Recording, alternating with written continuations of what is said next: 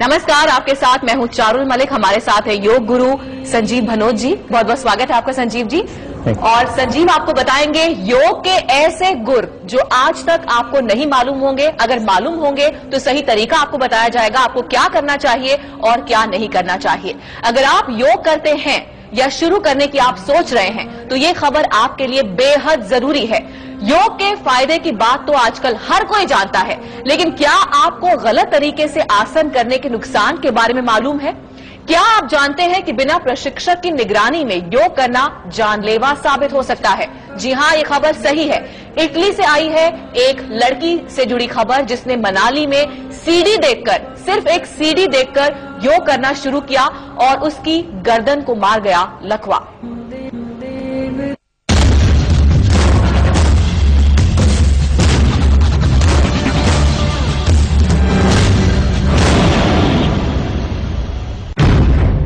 क्या आप योग करते हैं? शीर्षासन जैसे कठिन आसन करते हैं? क्या आप टीवी और सीडी देखकर करते हैं योग? तो हो जाइए सावधान। बिना प्रशिक्षक के योग करना हो सकता है जानलेवा। आप पहुंच सकते हैं आसन से सीधे आईसीयू में।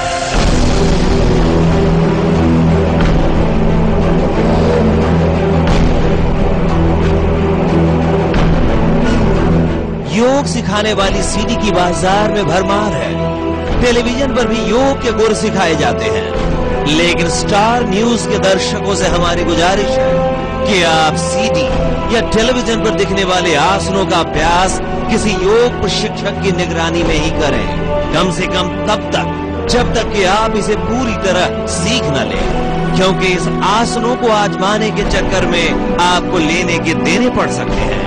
फायदे की तो बात दूं, आपको बड़ा नुकसान हो सकता है, यहां तक कि जान भी जा सकती है।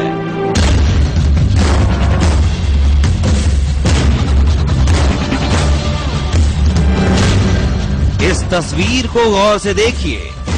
इटली से भारत आई मारा स्कॉर्पिनो योग के चक्कर में ऐसी फंसी कि जिंदगी मौत से भी बदतर बन गई है। सीडी देखकर शीर्षासन करना इस महिला के लिए महंगा पड़ा। मारा ने बाजार से योग की कई सीडी खरीदी और जुट गई अभ्यास में। वो रोज कई घंटे तक अलग अलग आसन आजमाती रही, लेकिन अचानक एक दिन योग करते करते उसकी गर्दन को लकवा मार गया। मारा को अस्पताल में भर्ती कराया गया। इलाज के लिए उसे मनाली से चंडीगढ़ लाया गया और फिर दिल्ली। मारा को कई दिनों तक वेंटिलेटर पर रखा गया। वो हिल भी नहीं सकती, उसकी आवाज भी गुम हो चुकी है, वो कुछ खा भी नहीं सकती। 16 दिन तक आईसीयू में रहने के बाद मारा सिर्फ इस लायक हो पाई कि उसे स्ट्रेचर पर डाला जा सके। मारा का भाई उसे वापस इटली ले गया है, योग की कड़वी यादों के साथ। डॉक्टरों के मुताबिक शीर्षासन या कंधे का आसन करते वक्त मारा की गर्दन की कोई नस दब गई, जिसकी वजह से उसे लकवा मार गया। योगा वगैरह करना शुरू कर दिया अपने दोस्तों के साथ। अब उन्होंने कहीं से कोई योगा ट्रेनर वगैरह तो नहीं रखा था, पर अपने आप आई थिंक टेलीविजन और इन चीजों से, किताबों से पढ़ के नेक मैनिपुलेशन शुरू कर दी, जिसके कारण उनको अचानक से एक ब्लड वेसल है बैक ऑफ द ब्रेन में, जिसको हम वर्टिब्रल आर्टरी कहते हैं, उधर ब्लॉकेज हो गई।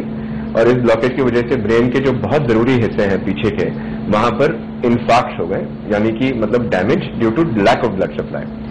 और इसकी वजह से हाथों पैरों में कमजोरी आ गई और वो दोनों हाथों पैरों में बिल्कुल पैरालाइज हो गई।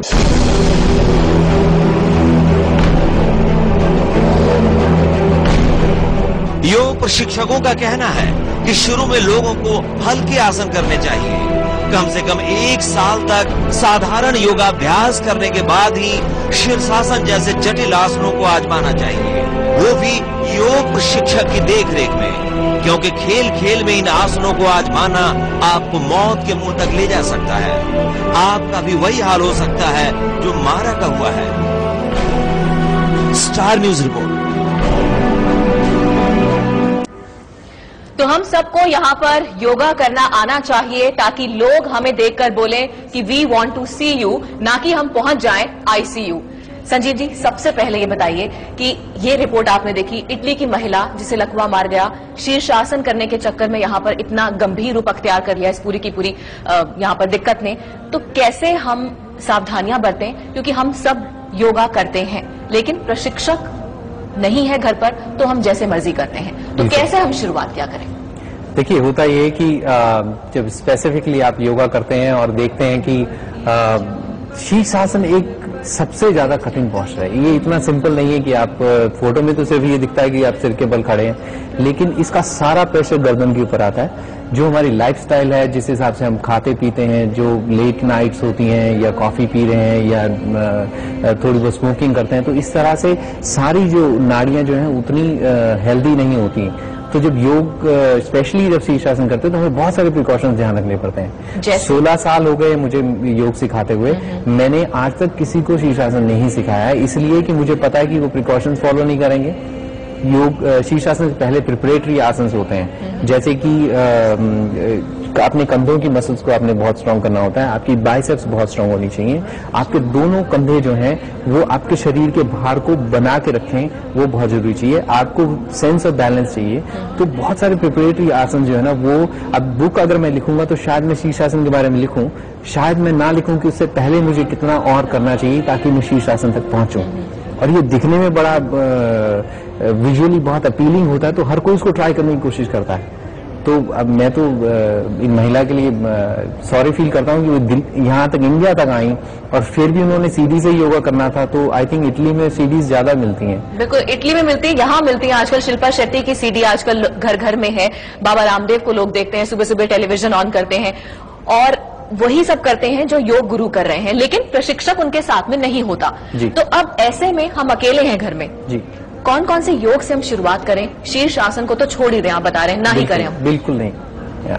देखिए, शिल्पा शेट्टी की जो सीरीज जो आई थी तो उसकी रिव्यू मैंने स्टार न्यूज के ऊपर ही की थी मैंने ही, और जब मैं देख रहा था लगातार मैंने उसमें ये बोला था कि इनके मूवमेंट से बिल्कुल लगता है, पता चलता है कि इन्होंने ऑलरेडी काफी महीनों की उसके अंदर अपनी तपस्या डाली हुई है। अदरवाइज पोस्चर जितने फाइनल रिजल्ट था, हाँ फाइनल रिजल्ट था, उसको देख के हम एकदम से फाइनल रिजल्ट के ऊपर जंप नहीं कर सकते। उससे पहले का कल्टीवेशन, उससे पहले का जो काम है वो बहुत जरूरी होता है।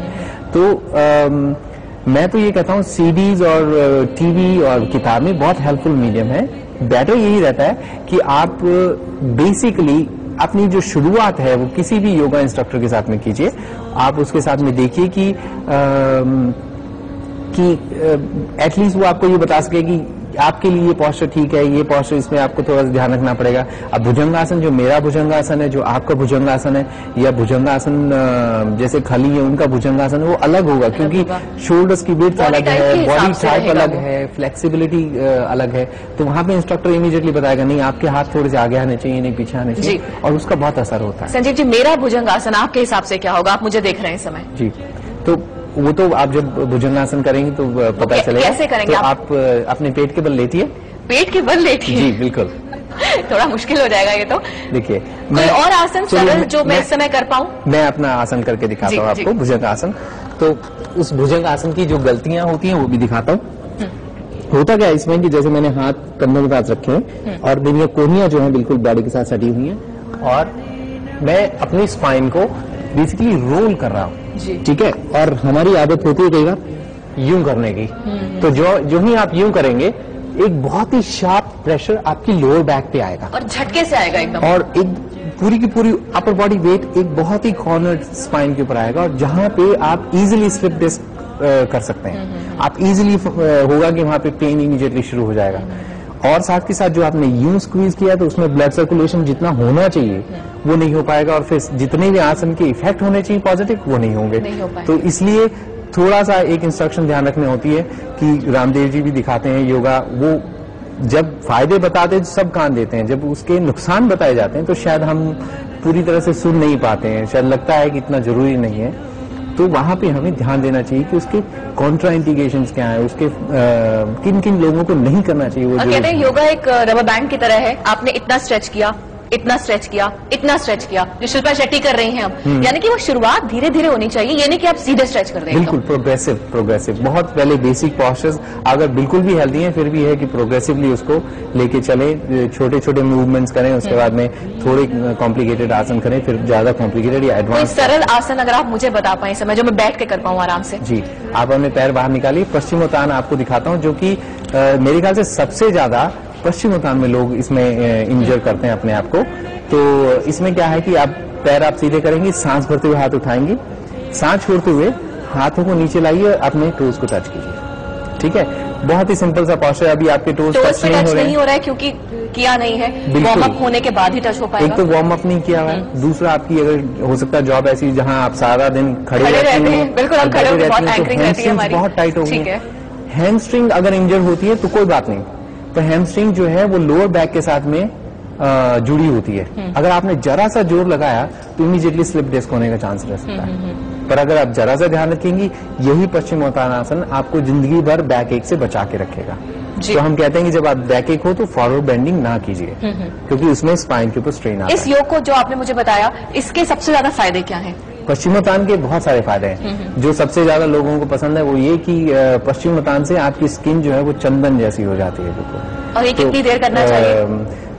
अब ये वही होगा ना कि मैं आधी स्टोरी बताऊंगा कि अगर मैं बोलता हूँ कि आपको ये 15 मिनट करना चाहिए, किसी ने मान लो स्किन की कोई प्रॉब्लम है, आज से ही वो 15 मिनट शुरू कर देंगे, आधा घंटा शुरू कर देंगे, बहुत से लोग ऐसे रहेंगे सोच के कि स्किन आज ही अच्छी हो जाए। हाँ, तो वो धीरे धीरे किसी से सीखें और उसके बाद में उसके फायदे हैं टाइम से आते हैं। बिल्कुल, और आपको बता दें योग गुरु संजीव हमारे साथ हैं, आप फोन करके सीधे इनसे पूछ सकते हैं सवाल। अगर योग आसन आप करते हैं और आपको कुछ जानकारी चाहिए या कुछ सावधानी बरतनी आप चाहते हैं, आप यहाँ पे टिप्स ले सकते हैं। फोन नंबर लगातार हम फ्लैश कर रहे हैं 40702333। तो हमें रहेगा आपकी फोन कॉल्स का इंतजार और आपसे करेंगे अब और बातचीत। फिलहाल हम रुक रहे हैं एक छोटे से ब्रेक के लिए।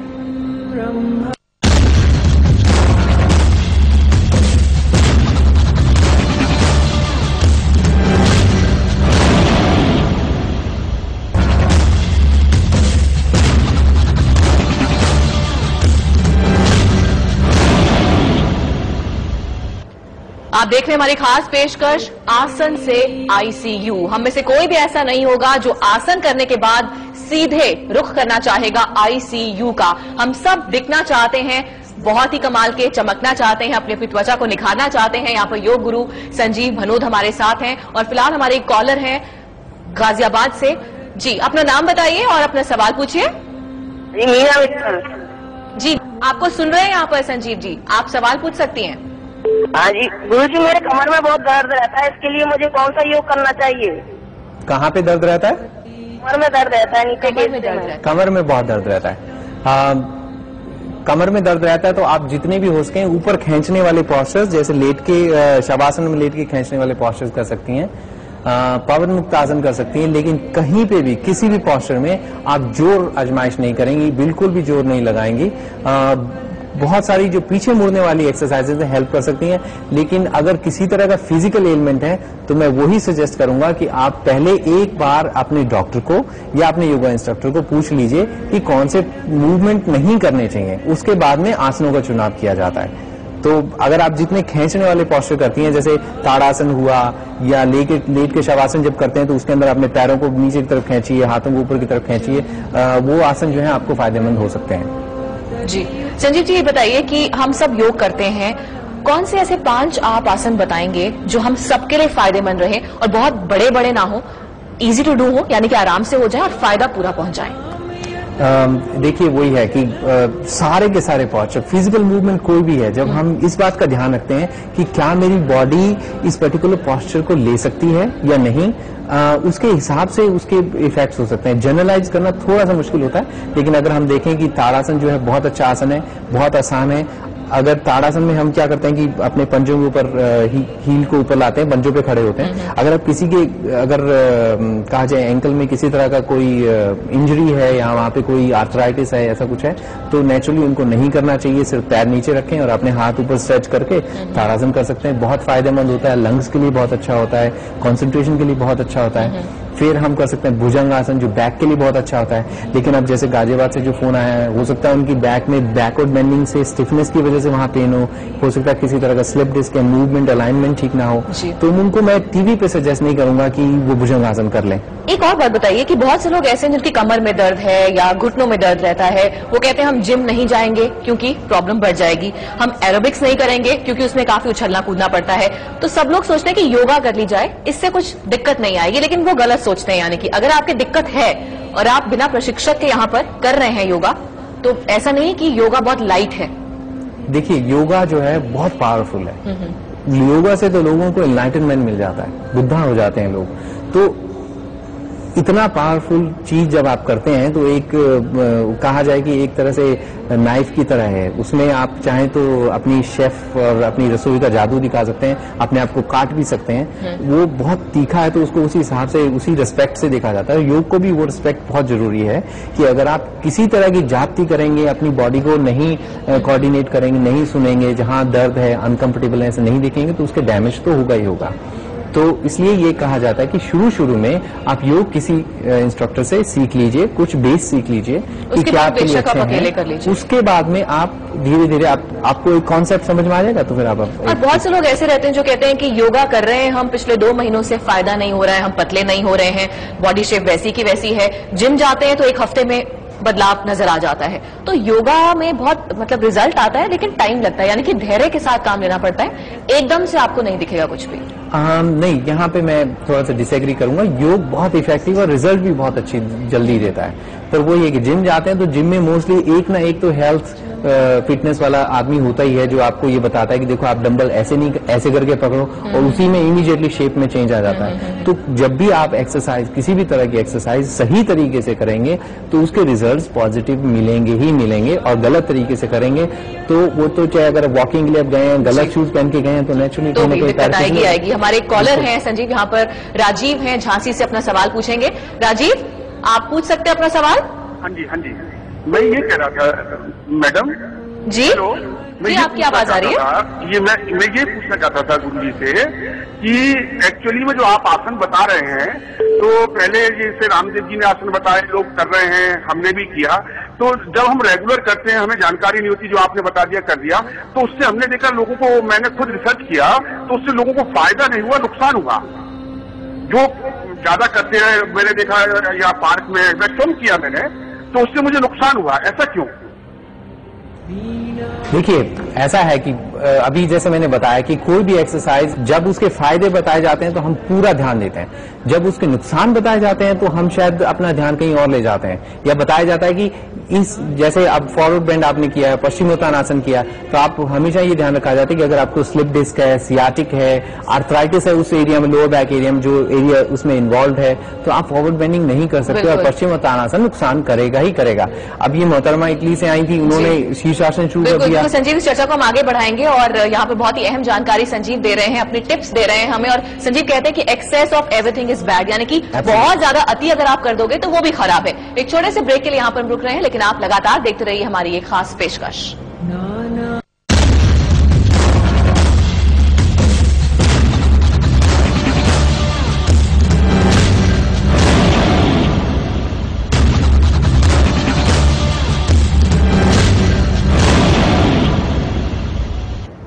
आप देख रहे हैं खास पेशकश आसन से आईसीयू। हमारे अगले कॉलर हैं सतीश, इन्होंने हमें कॉल किया है रांची से। सतीश, अपना सवाल पूछ सकते हैं आप। मैडम, मैं रांची से बोलता हूँ, मेरे दाहिने पैर की एड़ी में दर्द करता है मैडम। हेलो जी। हाँ जी, सुन रहे हैं हम। हाँ, तो उसका कुछ उपाय बताया जाए। आपको योग कर रहे हैं अभी इस बार? जी हाँ, मैं रामदेव जी का योग करता हूँ। जी।